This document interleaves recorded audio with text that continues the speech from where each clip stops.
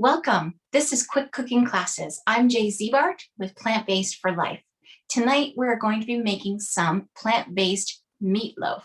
It is absolutely fantastic.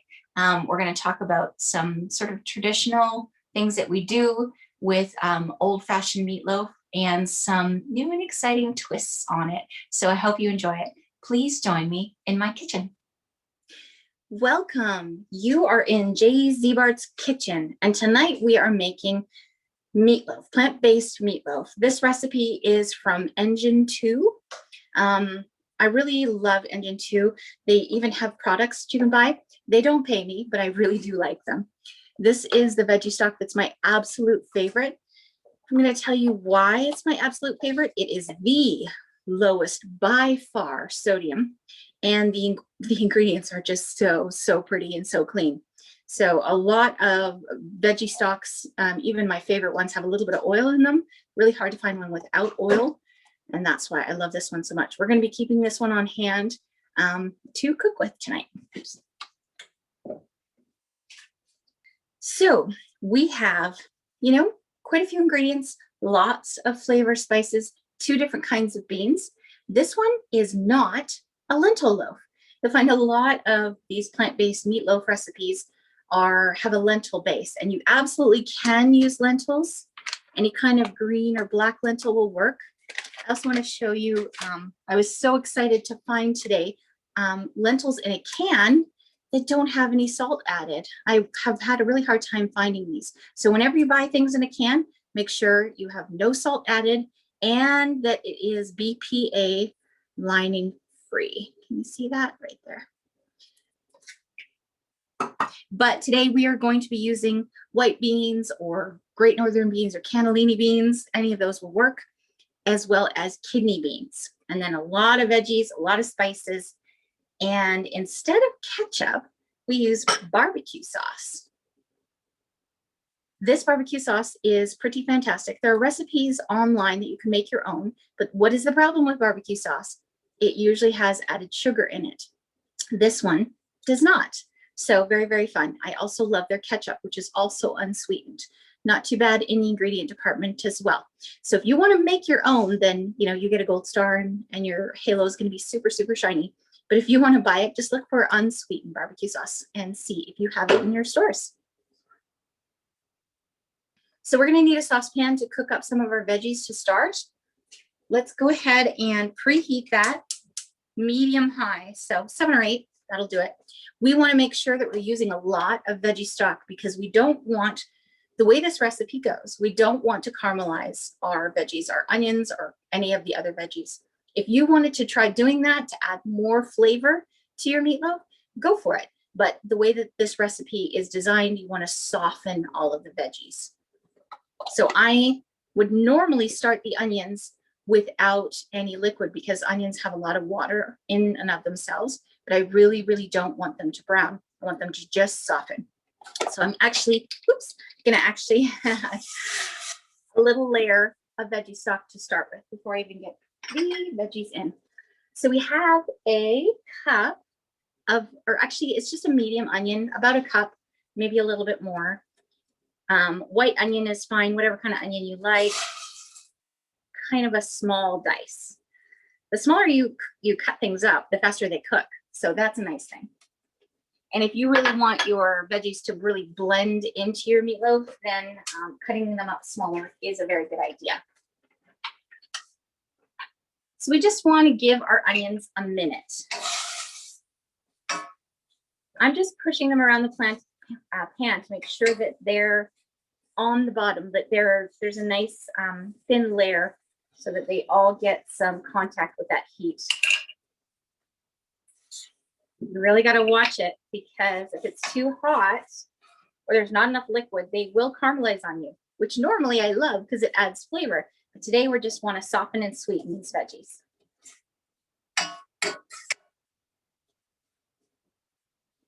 I highly recommend that when you make this recipe, you chop your veggies and then start cooking. There are a lot of veggies in it, and it can be a little bit like rushed if you try to chop while you're cooking. Most recipes, if you've got 1 or 2 veggies in there, you can throw in your onions and then chop whatever else you need. And this one, I would recommend you chop them first. So we have our onions, and we have one, again, relatively small diced red pepper.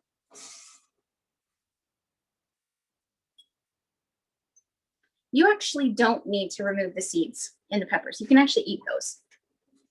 I do recommend removing the stem. I did remove the seeds this time because I just want it to be pretty for you. But you can eat those seeds. And this is a sweet pepper, so it's not spicy. But if you had a spicy pepper, any kind of spicy pepper that you wanted to include the seeds, that would make your dish even spicier. So if you really like hot, spicy foods, then that is definitely an option. Again, I'm not really stirring. I'm just pushing them around to make sure that they are in contact with the heat on the bottom of the pan. Whoops, pepper overboard. Now, this recipe calls for 2 carrots. Carrots are the longest cooking vegetables. So they're the ones that take the longest to cook. So you want to get them in sooner than some of the others. So second or third is perfect to toss those carrots in because we want to give them lots of time to soften.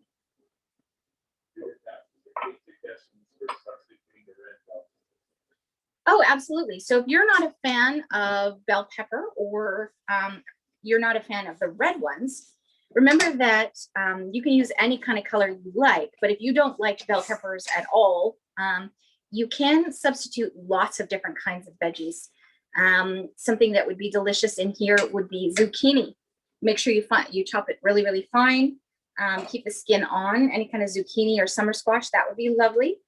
Anything that cooks up and adds a little bit of flavor. So, really your imagination is the limit there.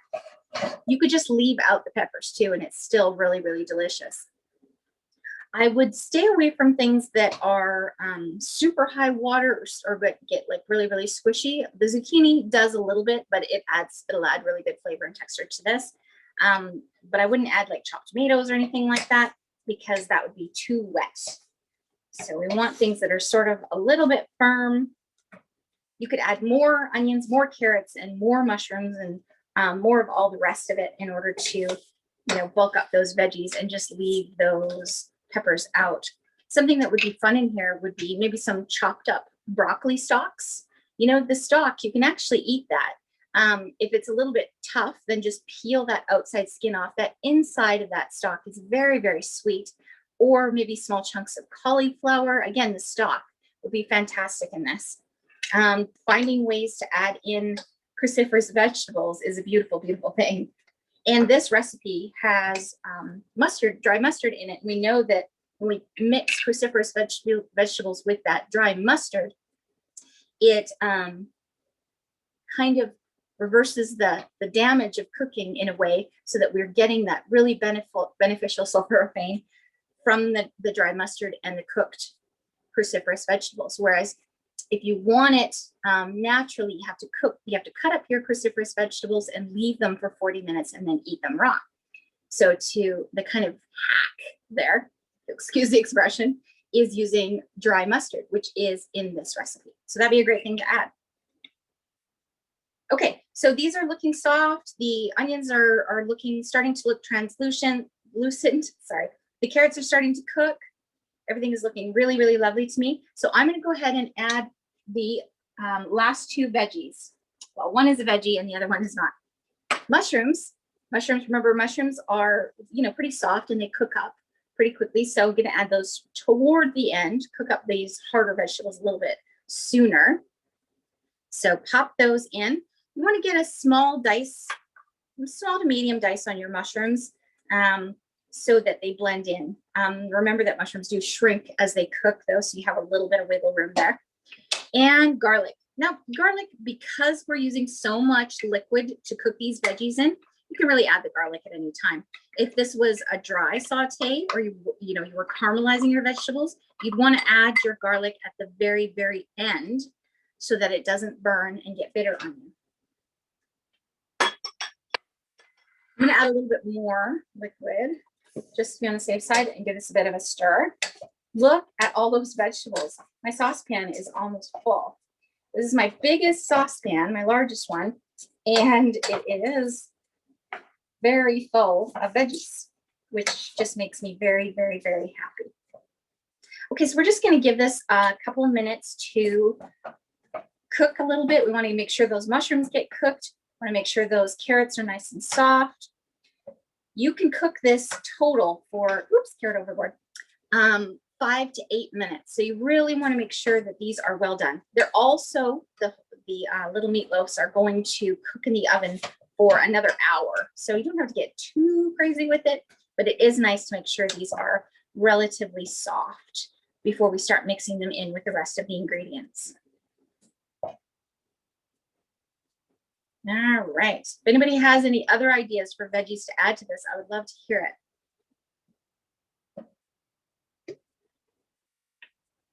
Jalapenos, that would be fun. That would be a lot of fun. If you are a spicy fan or you really love that flavor of jalapeno, that would be delicious. Absolutely delicious. You have little spicy meatloaves.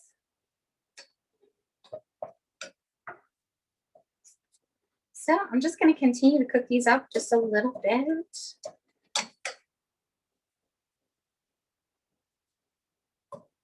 You can see that even though I haven't added liquid in a bit, there's still quite a bit of liquid in here. That is perfectly okay, perfectly fine, because each of these veggies also have liquid in them.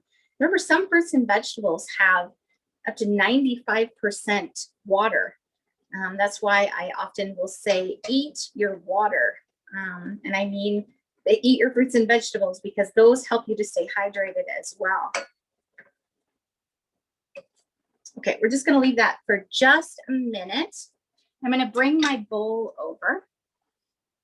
So I have my bowl, which will be mixing our ingredients in.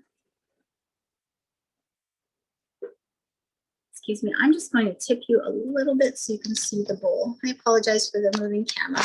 Okay, there we go. All right. One more minute. Oh my gosh.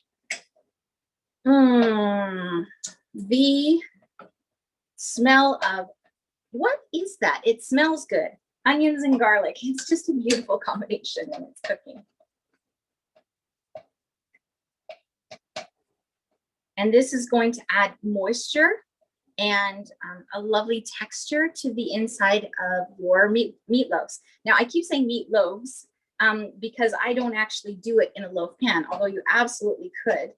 I like to do them in Texas-sized muffin cups.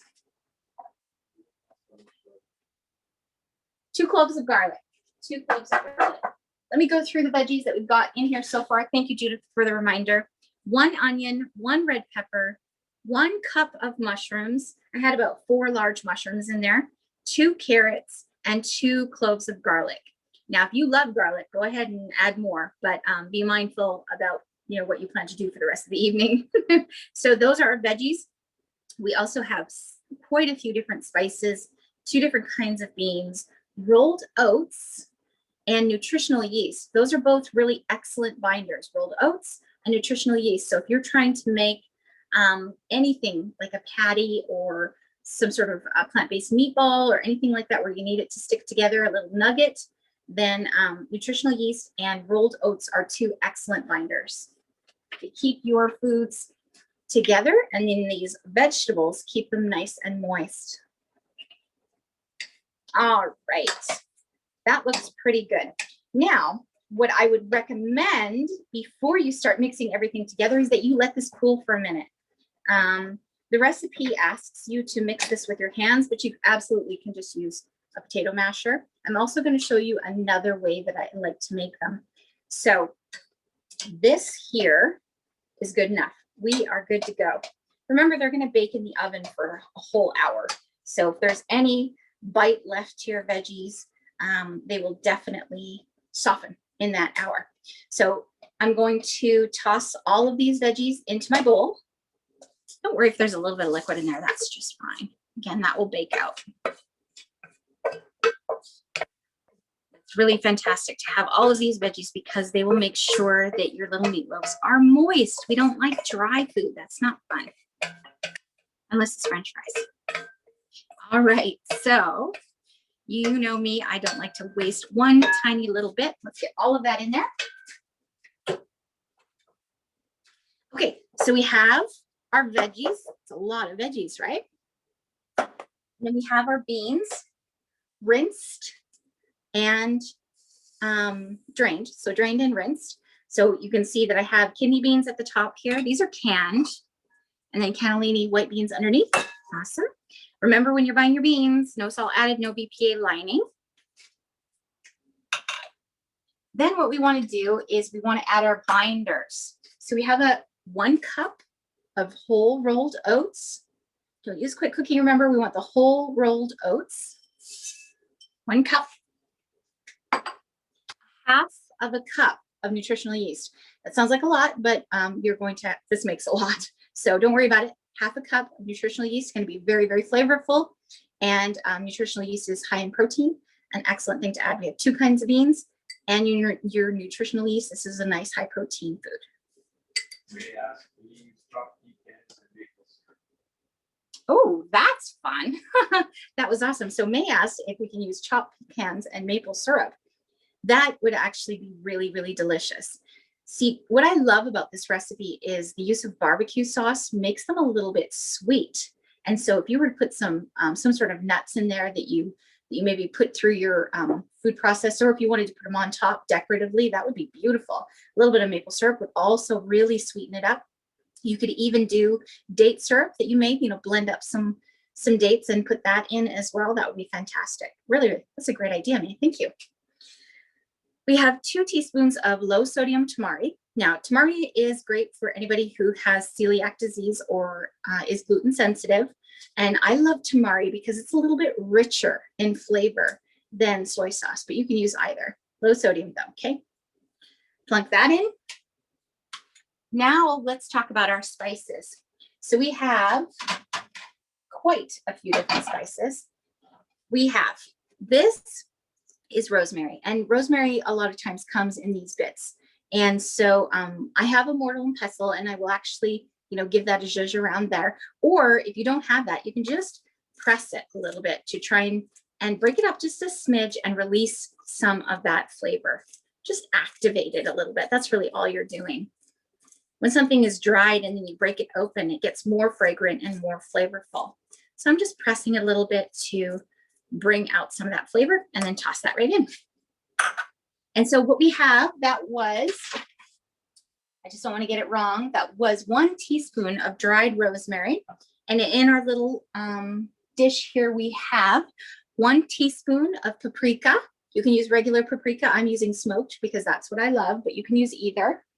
Then we have 1/2 teaspoon of black pepper, 1/2 teaspoon of onion powder, 1/2 teaspoon of dried mustard, remember I mentioned, and 1 teaspoon of dried sage. So sage and thyme together just really give you that sort of Christmassy taste.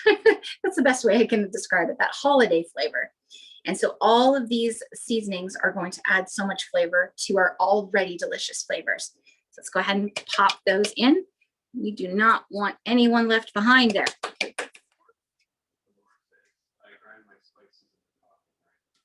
That is an excellent idea. So Debbie's saying that she grinds her spices in the coffee grinder, even if they're already ground, like some of these we talked about. When you grind them in the coffee grinder, again, they release some of that flavor that might be a little bit dormant because it's been dried. So that's a beautiful suggestion. Just give them a couple zhuzhes in your coffee grinder and then toss the whole thing in. That would be fantastic. Okay, so that is the recipe. So everything we have in here is what we need to make the meatloaf, except the barbecue sauce, which I will show you in just a moment. So what you can do is just mix this together. Again, using your hands would be great, but you got to make sure that those veggies are cool, which is why I'm only using my potato masher this time. So now the ones that I made earlier, I made just like this. So I mashed it up really, really well with my potato masher. and used it just like that. So it's a little bit chunky. There's, you can actually see what's in there. And if that appeals to you, then go ahead and leave it like that. Or you can use a food processor, which I'm going to do on this batch because I wanted to show you the two different ways that it will come out. If you'd rather have a nice smooth consistency, or if you're feeding someone that doesn't love vegetables or something like that, and you want to disguise that there are a lot of veggies in here, you can, I love to be sneaky that way, you can use your food processor, and then it'll come out a nice, even kind of meatloafy color. So you can see it starting to come together. That extra liquid in the veggies is just going to help those oats and that nutritional yeast make everything bind together really, really nicely. So what we're looking for here is really well incorporated. So make sure to keep stirring until everything looks like it is well incorporated. And we want those beans to be mashed up as possible, which is why the recipe calls for getting in there with your hands. So just make sure if you do use your hands that it's cool first, which I can't do right now because we just cooked those veggies.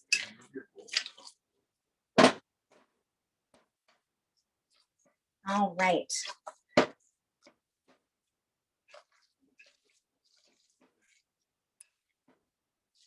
You could definitely use an immersion blender.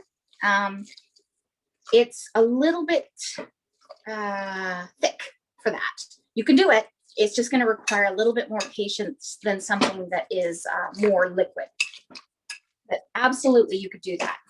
But today, I'm going to use my food processor. So I'm going to go ahead, and I apologize again for the moving camera.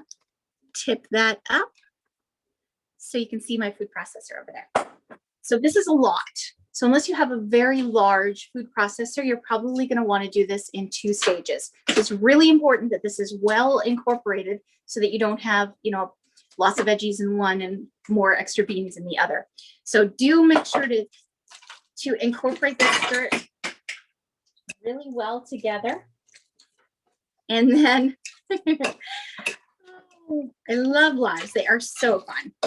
And then go ahead and add, about half of this to your food processor.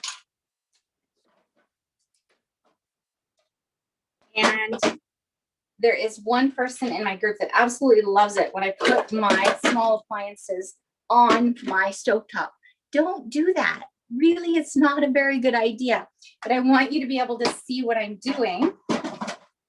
And I promise I won't burn myself. Okay, so I'm going to use a big spoon and just scoop this, about half of it, into my food processor. See if we can do this without, losing any of it. All right. So that looks about good to me. Maybe one more scoop. Don't want to overfill it because we want to make sure that it gets nice and smooth. If that's what you want. If you don't want it, you can just leave it chunky like this. It's absolutely delicious. But if you'd like it smooth, you can do it this way.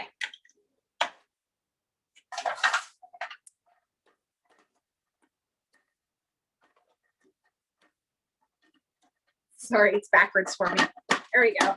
I got it. I'm going to put you on mute so you don't get the jet engine.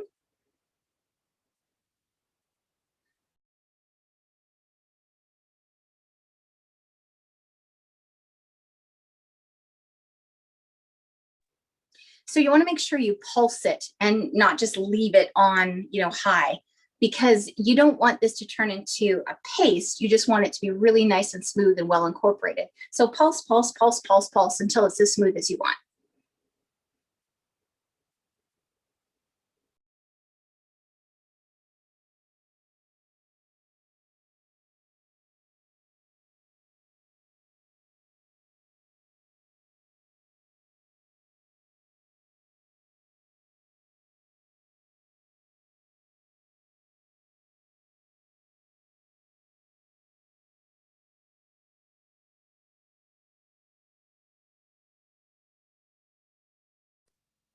Okay, you can still see it's a little bit chunky. If you wanted to keep going, if you want to keep smoothing that out, you can do it as smooth as you like.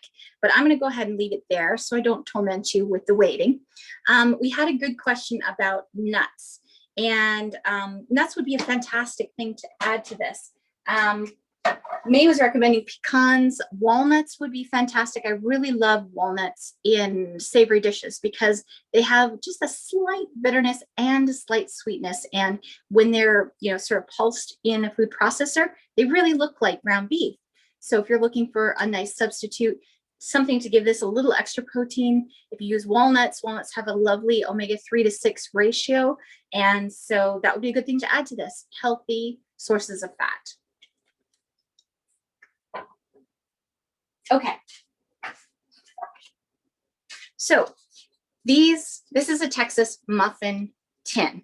Now, this recipe is about 4 servings. That's what it says, that's a lot. Those are big servings. So I usually put them in 6 cups. And so that gives you just a little bit more. Some of us that are light eaters can have 1. Those that are heavy eaters can have 2 or more if they like. This is all really, really healthy stuff. Now, I want you to note that I have lined them with these cupcake liners is basically what they are. And that's what these are. Parchment large baking cups. That's what they're called. So fantastic. Really, really good. Easier cleanup. And inside each of these cups is a little dollop of barbecue sauce. And then what I did is I just kind of tapped the side of it to make sure that it covers most of the bottom. You don't have to worry about it being pretty because no one's going to see it. It just adds flavor. And then what I do is I like to use an ice cream scoop. You can use anything you like. And then just scoop out this luscious deliciousness. Make sure your oven is preheated to 350 degrees. And remember, these are not muffins, so you can fill this up all the way. So what I typically do will give 1 big scoop for each cup and then top it up with whatever's left over. Now remember, this is only half of the mixture, so we'll want to, finish filling up. And it looks like this, my veggies were a little bit large. My mushrooms were huge and my pepper was very, very big. So it's a little bit more than it usually is, which is not a bad thing at all. So you might even be able to fill up these 6 cups with the first half. Lovely. Oh, it smells good already. And remember, you can try this. So if you wanted to test to make sure that this is seasoned well and it's got a good flavor, there is no nasty nasties in here. Yum. It was delicious, just like that. Delicious. Okay, so I would fill these all the way up. Fill them all the way up. So be patient with me, and I'm going to quickly mix up the rest of my ingredients. Feel free to think of any questions you might have. That is an excellent question. You absolutely can freeze these. This is what I love most about them. So you created these little individual servings, or a serving or 2, depending on the appetite of the eater, and they freeze fantastically. So I used to cook these for a special person in my life. And she absolutely loved them. And she was a single person living on her own. And I would come over and make a whole bunch. And she would pop them in the freezer and then just pop out one and eat it with a baked potato and a salad. Absolutely perfect. See, it's actually quite fast. What takes long is my talking. So just throw that together. Really, really give it a couple of zhuzhes in your food processor. Now, as I'm topping them out, I'm just spreading them out a little bit. It's perfectly fine if they're a little bit rounded. Remember, they're not actually muffins, and so they're not going to either shrink or expand on you.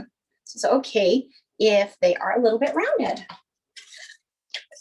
I just think they look cute like that. Just a little rounded top. And then we're going to add something delightful to the top as well. You can probably guess what we're going to add to the top.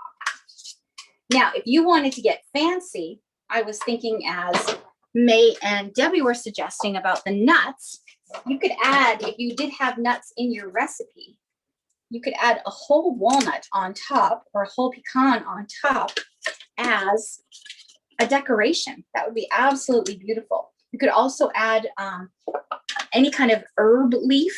That would be beautiful. You'd want one that's a little sturdier so it didn't burn on you. That would be glorious. And it would just look beautiful.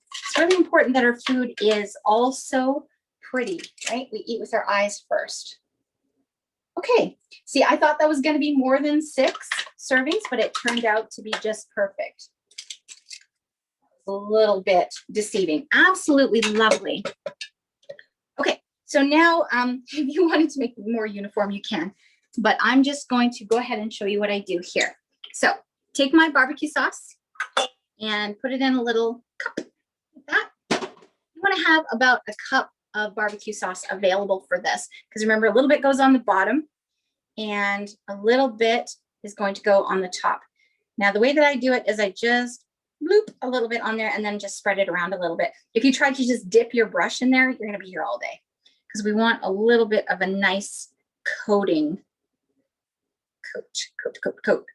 And if you're a traditionalist and you want to use ketchup, absolutely go for it. Definitely, it would be delicious with that. I just really love the flavor of the barbecue sauce. I just think it's fantastic. All right, so that one's just a smidge smaller. It's okay. And voila. So those ones are going to be just a little bit smoother than the ones that I prepared. But let me show you what those look like. So go ahead and pop this in your oven. I'm going to do that right now. 60 minutes, 1 hour, 350 degrees.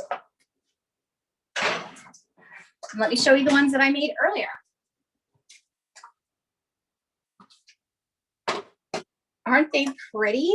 Isn't that a gorgeous, like, reddy brown color from that barbecue sauce? If you used ketchup, it would come out more red, which is fine too. I'm just going to cut one open and show you what it looks like. This is a very, very hearty food. And look at how well those binders in there work excellent. It is so delicious. I just want to bite into that right now. But you can see, like, I can tell there are carrots and beans in there. If you don't want that, you can blend it in your food processor, use your hand blender. But for those that like to see the little bits, it's glorious. So nice and moist inside. Absolutely delicious. Little barbecue sauce on the bottom, little barbecue sauce on top. You can even add more barbecue sauce if you want to, or maybe a gravy or something like that. Let me just show you plated up.